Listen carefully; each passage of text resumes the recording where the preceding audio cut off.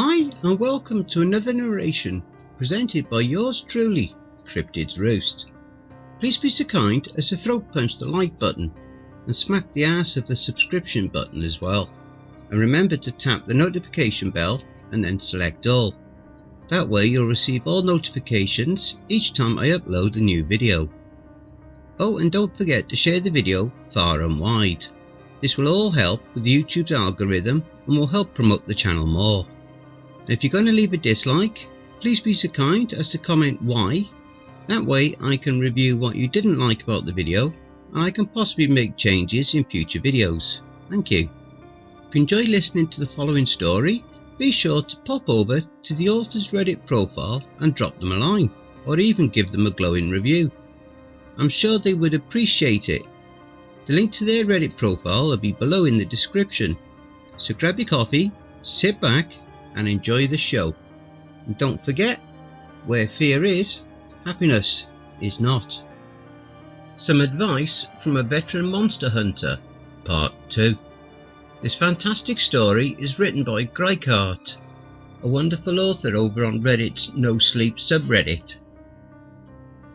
I'm back with my second post in my Monster Ed series, as my wife calls it. If you want to find my original post, it's in the link. I'm back for one more post and then I'm handing the reins over to my son Ian. My wife is currently investigating suspicious reports of activity in India, which means she can't be here to write about her experiences right now. So you're all stuck with me again. Aren't you lucky?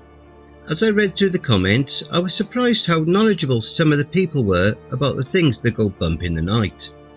I'm almost proud to say that most of the people who have commented appear to have enough brain cells to not be a fucking Lincoln. Touching on that story, I mentioned yet another encounter within Skinwalker where I should have ended up like Lincoln, but he showed me mercy. It was my 5th year of hunting. I thought I was already a master hunter. I thought I had seen everything and had been exposed to enough fuckery to not be fazed until I met my first skinwalker. I was trained in Europe by my grandmother, most badass granny you'll ever meet. Now she was a master, almost 50 years hunting, and it was cancer that took her away. Arguably one of the worst monsters she ever faced. Now grandmother was used to a more superstitious time. Nowadays we love our monster media, top 10 lists and monster movies. We fucking love it. Of course, misrepresentation of monsters in media is a dangerous thing. Do you know how many teenage girls went missing after the Twilight movies were released? Too many. Let's get one thing straight. Werewolves aren't cuddly. And vampires don't fucking glitter. Getting off topic. My point is that I thought I was tough shit. After conquering Europe, I went back home to Virginia. I thought after my training I'd be ready for whatever unholy pricks were stalking the Americas. So I took a case. Vietnam vet, claiming to have seen big wolves in the woods surrounding his farm. I thought a pack of werewolves. Simple, pack the silver and get ready for a hell of a hunt. But then he started talking about it more, and the more he explained what was happening, the more anxious, yes, anxious, I started to get. Barn doors were opened without force, and the cattle were slaughtered. It just lifted the latch and opened the doors. Every lycanthrope I've come across in the Americas and Europe have not been able to open doors. I've seen them recognise a gun and flee. On the rare occasion, a lycan is smart enough to avoid traps. Opening fucking doors? Different story. He discussed his fear that he was being tormented by teenagers in the area. But I put his fears to bed. No group of drunk kids would have killed his cattle. I left his house and entered the barn. He hadn't cleared it up and the stench of decay was overpowering.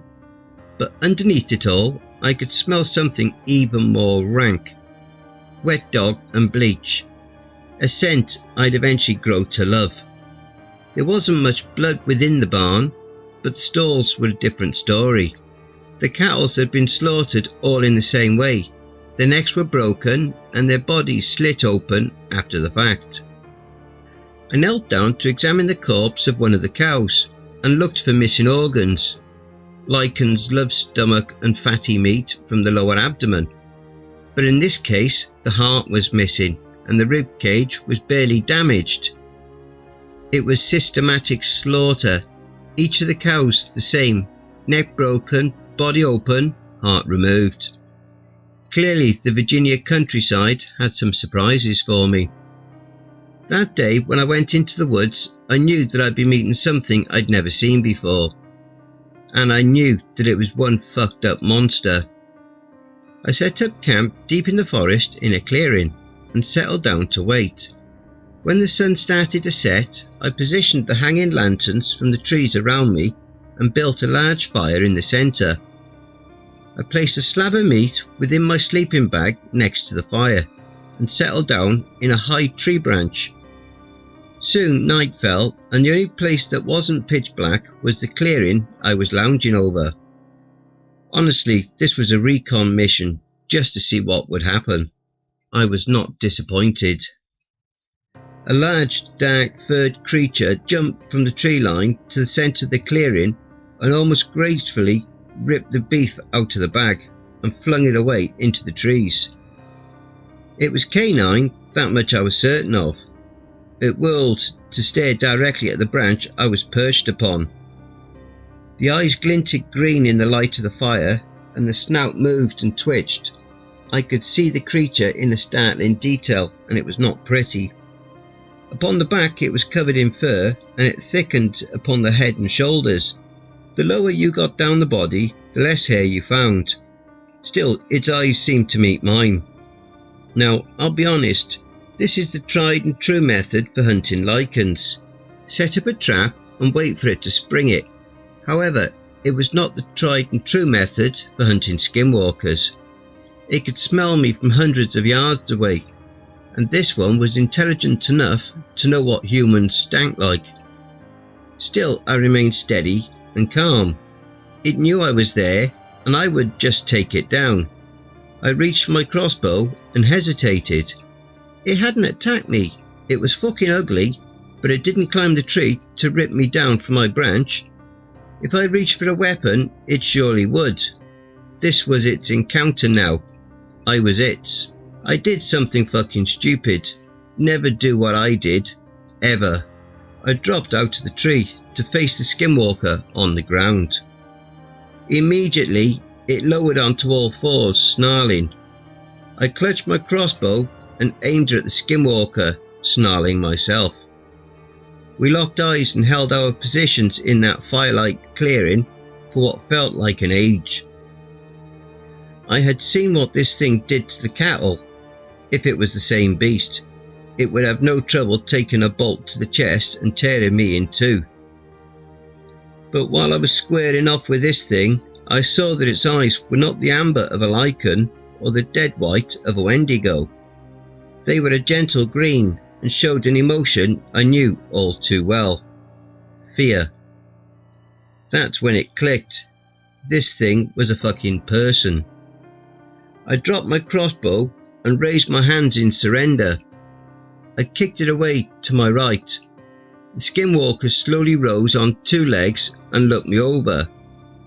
I was practically shitting myself. This was not what my grandmother taught me. She taught me kill on sight.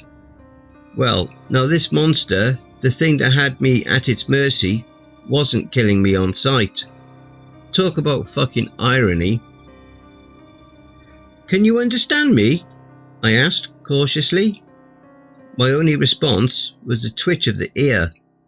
The skinwalker suddenly snarled, and out of the darkness surrounding the clearing came a blood-curdling shriek. A smaller skinwalker, a tan blur, leapt from the trees and The skinwalker suddenly snarled, and out of the darkness surrounding the clearing came a blood-curdling shriek. A smaller skinwalker, a tan blur, leapt from the trees and attacked the monster, rolling into the fire. Sparks flew and both beasts roared in pain. I rolled to the side and snatched my crossbow from the grass, trying to understand what the fuck was going on. Blood flew and the tan monster tore at its opponent's stomach with its powerful back legs. I realised this was the beast that slaughtered the cattle. I took aim with my crossbow and fired into the heap of monster. It struck the smaller skinwalker and it leapt away hissing. I was horrified. This thing was furious and covered in blood. It seemed to have had 6 small breasts going down the side. It seemed to have 6 small breasts going down the chest, suggesting a female. Only now I knew. Only now I know how rare that really is. It was a female skinwalker who used the skin, I assume, of a lynx to shift. This female was grabbed by the male and shoved headfirst into the fire. As the fur of the beast roasted, I could smell the piss evaporating off of it. I reloaded my crossbow and took another shot, striking the hind leg of the female. She howled and the male got behind her and sunk his teeth into the back of her neck. She screamed and screamed, and her cries seemed more human the more I heard them. Eventually there was enough pressure on the neck that with a resounding crunch, the female was still. The male fell backwards, torso and arm torn and bleeding. He looked at me and I looked at him. I guess he assumed I was going to kill him. I'll admit, after that display, I was really fucking tempted. But I had finished my job. Well, technically the skinwalker had, but still, I didn't have to stay there. I turned and left the male to lick his wounds. I haven't heard anything else from that area since. Maybe one day he'll find me again and we'll have a nice reunion, or maybe we'll both try to kill each other. If the years have hardened him like they have me, probably the latter. Don't forget, if you enjoyed the story, be sure to pop over to the author's Reddit profile and drop them a line, or even give them a glowing review. I'm sure they would appreciate it. The link to their Reddit profile will be below in the description. Don't forget to check out the merch store. The link will be in the description and also in the video thumbnail. And if you would like an honourable mention, send in a snapshot of yourself with your purchase and I'll feature it in one of the videos. Have you written a creepypasta story you would like me to narrate? Have you had any cryptid sightings, paranormal or supernatural encounters, or even had a creepy or a terrifying situation you would like to share? You can submit your stories, encounters or any other mail to cryptidsroost@gmail.com. And if you wish to remain anonymous, that's fine with me. Now I also have a Facebook group, Twitter, Reddit and a Discord. And if you would like to support the channel and help make it grow, my PayPal is paypal.me/cryptidsroost. Again, that will also be below. And don't forget, where fear is, happiness is not.